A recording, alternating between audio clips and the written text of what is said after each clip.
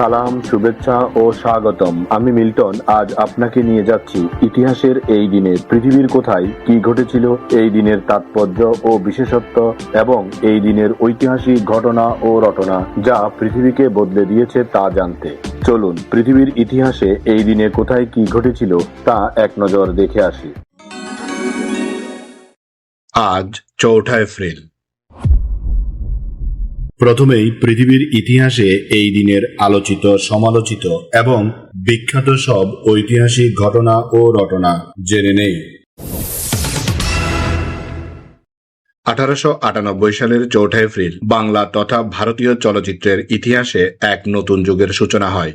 বাংলা চলচ্চিত্রের জনক হিসেবে পরিচিত হরিলাল সেন এই দিন কলকাতার ক্লাসিক থিয়েটারে তার নিজস্ব চিত্রায়িত চলচ্চিত্রের প্রদর্শন করেন। এটি ছিল অবিভক্ত বাংলার প্রথম সফল চলচ্চিত্র প্রদর্শনী। তার এই উদ্ভাবনী প্রচেষ্টা পরবর্তী সময়ে দেশীয় চলচ্চিত্র শিল্পকে এক শক্ত ভিত্তির উপর দাঁড় করাতে অসামান্য অবদান রেখেছিল। 1971 সালের 4 এপ্রিল এই দিনটি ছিল বাঙালির মহান স্বাধীনতা যুদ্ধের 10তম দিন। এই দিনে হবিগঞ্জের মাধবপুর উপজেলার তেলিয়াপাড়া চা বাগানের বাংলোয় এক ঐতিহাসিক সামরিক সম্মেলন অনুষ্ঠিত হয়। কর্নেল আতাউল গনি ওসমানীর নেতৃত্বে অনুষ্ঠিত এই বৈঠকে বাঙালি সামরিক কর্মকর্তারা সমবেত হয়ে মুক্তিবাহিনীকে একটি সুসংগঠিত রূপ দেওয়ার পরিকল্পনা করেন। সম্মেলনে সমগ্র বাংলাদেশকে কয়েকটি সামরিক সেক্টরে বিভক্ত করার প্রাথমিক সিদ্ধান্ত গৃহীত হয়, যা যুদ্ধের কৌশল নির্ধারণে এক যুগান্তকারী ভূমিকা রাখে। একই সময়ে সারা দেশে পাকিস্তানি হানাদার বাহিনীর বর্বরতা যেমন বাড়ছিল, তেমনি সাধারণ জনতা ও বাঙালি সৈনিকদের সমন্বিত প্রতিরোধ যুদ্ধ তীব্র হয়ে উঠছিল। মূলত এই দিনটি ছিল একটি অগোছালো প্রতিরোধ যুদ্ধ থেকে সুপরিকল্পিত ও সুসংগঠিত জাতীয় মুক্তিযুদ্ধের দিকে ধাবিত হওয়ার একটি সন্ধিক্ষণ। 1972 সালের 4 এপ্রিল মার্কিন যুক্তরাষ্ট্র আনুষ্ঠানিকভাবে বাংলাদেশকে একটি স্বাধীন ও সার্বভৌম রাষ্ট্র হিসেবে স্বীকৃতি প্রদান করে। যুদ্ধবিধ্বস্ত নতুন রাষ্ট্র পুনর্গঠন ও আন্তর্জাতিক সম্পর্কের ক্ষেত্রে যুক্তরাষ্ট্রের এই স্বীকৃতি ছিল অত্যন্ত তাৎপর্যপূর্ণ। এই স্বীকৃতি বিশ্বমঞ্চে বাংলাদেশের অবস্থান সুসংগত করতে সহায়তা করেছিল।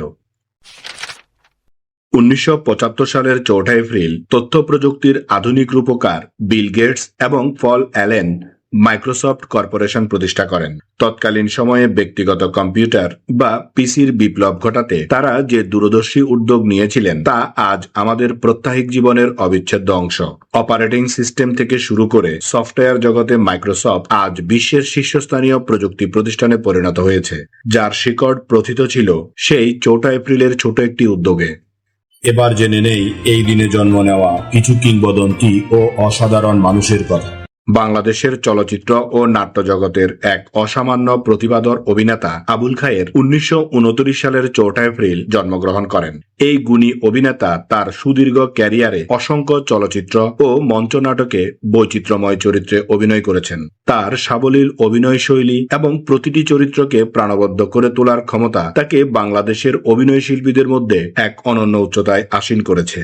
বিশেষ করে চরিত্র অভিনেতা হিসেবে তার অবদান বাংলা শিল্প সংস্কৃতির ইতিহাসে স্মরণীয় হয়ে থাকবে। বিখ্যাত মার্কিন অভিনেতা অ্যান্থনি পারকিন্স 1932 সালের 4 এপ্রিল জন্মগ্রহণ করেন। তার অভিনয় জীবনের সবচেয়ে আইকনিক কাজ ছিল আলফ্রেড হিচককের কালজয়ী থ্রিলার সিনেমা সাইকোতে নরম্যান বেটস চরিত্রে অভিনয় করা। অভিনয়ের পাশাপাশি তিনি একজন দক্ষ পরিচালকও ছিলেন। মনস্তান্ত্রিক জটিল চরিত্র রূপায়ণে তার দক্ষতা তাকে বিশ্ব চলচ্চিত্রের ইতিহাসে এক অবিস্মরণীয় নাম করে তুলেছে। হলিউডের অন্যতম প্রভাবশালী এবং জনপ্রিয় অভিনেতা রবার্ট ডাউনি জুনিয়র 1965 সালের 4 এপ্রিল জন্মগ্রহণ করেন। মার্বেল সিনেম্যাটিক ইউনিভার্সে আয়রন ম্যান বা টনি স্টার্ক চরিত্রে অভিনয়ের মাধ্যমে তিনি বিশ্বজুড়ে ব্যাপক পরিচিতি লাভ করেন। ব্যক্তিগত জীবনে বহু চড়াই উতরাই পেরিয়ে তিনি অভিনয়ে যেভাবে ফিরে এসেছেন তা অনেকের কাছেই অনুপ্রেরণার উৎস। বর্তমানে তিনি বিশ্বের সর্বোচ্চ পারিশ্রমিক পাওয়া অভিনেতাদের একজন। জার্মানির বিশ্বজয়ী ফুটবল দলের অন্যতম মিডফিল্ডার সামি খেরিদা 1978 সালের 4 এপ্রিল জন্মগ্রহণ করেন। রিয়াল মাদ্রিদ এবং জুভেন্টাসের মতো বড় ক্লাবে খেলার পাশাপাশি 2014 সালে বিশ্বকাপ জয় জার্মান দলের তিনি ছিলেন অন্যতম ভরসা। তার মাঠের বুদ্ধিমত্তা, পরিশ্রমী মানসিকতা এবং দলের প্রয়োজনে গোল করার সক্ষমতা তাকে একজন আধুনিক মিডফিল্ডারের অন্যতম উদাহরণ হিসেবে গড়ে তুলেছে। ইংরেজ পেস বোলার স্টিভেন ফিন 1989 সালের 4 এপ্রিল জন্মগ্রহণ করেন।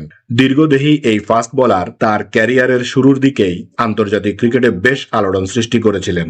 বলের গতি এবং বাউন্সার দিয়ে বিপক্ষ দলের ব্যাটারদের চাপে রাখার দক্ষতায় তিনি ইংল্যান্ডের টেস্ট ও ওয়ানডে দলে দীর্ঘ সময় নিয়মিত ছিলেন। ক্রিকেটের ময়দানে তার তীক্ষ্ণ বুদ্ধিদীপ্ত বোলিং আজও অনেক ক্রিকেট প্রেমীর মনে উজ্জ্বল হয়ে আছে। স্মরণ করছি এই দিনে চলে যাওয়া কিছু কিংবদন্তি ও অসাধারণ মানুষের কথা। ব্রিটিশ বিরোধী স্বাধীনতা সংগ্রামের অগ্নিযুগের অন্যতম সাহসী বিপ্লবী অনুরূপ চন্দ্র সেন 1928 সালের 4 এপ্রিল মৃত্যুবরণ করেন। তিনি চট্টগ্রামের বিপ্লবী কর্মকাণ্ডের সাথে গভীরভাবে জড়িত ছিলেন এবং তিনি ব্রিটিশ উপনিবেশিক শাসনের বিরুদ্ধে লড়াইয়ের এক অবিচল আদর্শ ছিলেন। দেশের স্বাধীনতার জন্য তার ত্যাগের কথা বাঙালি জাতীয়তাবাদী ইতিহাসে আজও শ্রদ্ধাভরে স্মরণ করা হয়।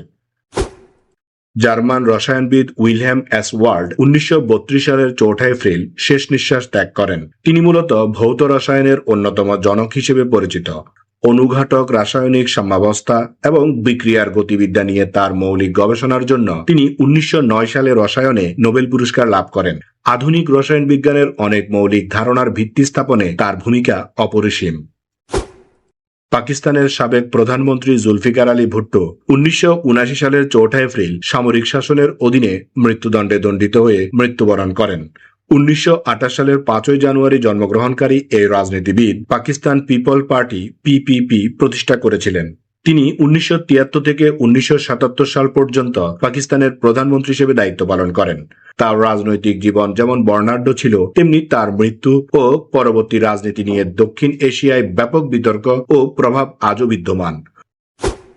মার্কিন চলচ্চিত্র ও টেলিভিশনের স্বর্ণযুগের কিংবদন্তি অভিনেত্রী ও প্রযোজক গ্লোরিয়া সোয়ানসন 1983 সালের 4 এপ্রিল পরলোক গমন করেন। তিনি নির্বাক চলচ্চিত্র যুগের অন্যতম জনপ্রিয় অভিনেত্রী ছিলেন। 1950 সালে মুক্তি পাওয়া কালজয়ী চলচ্চিত্র সানসেট বুলভার্ড এ তার অনবদ্য অভিনয় আজও চলচ্চিত্র সমালোচকদের কাছে অবিস্মরণীয়। বিনোদন জগতের দীর্ঘ ক্যারিয়ারে তিনি অসামান্য মেধা ও শৈল্পিক দক্ষতার পরিচয় দিয়েছিলেন। এই দিন আমাদের জীবনের ঐতিহাসিক, প্রাকৃতিক, শৈল্পিক, সাংস্কৃতিক, সাহিত্যিক, রাজনৈতিক, বিজ্ঞান, গবেষণা, আন্দোলন, উৎসব, অর্জন, খেলাধুলা, সুখ দুঃখ, হাসি কান্না, আনন্দ বেদনা, পাওয়া না পাওয়া, মায়া মমতা, ভালোবাসায় ভরা সুখকর স্মৃতিময় একটি সুন্দর দিন। চলুন এই দিনটি উপভোগ করি।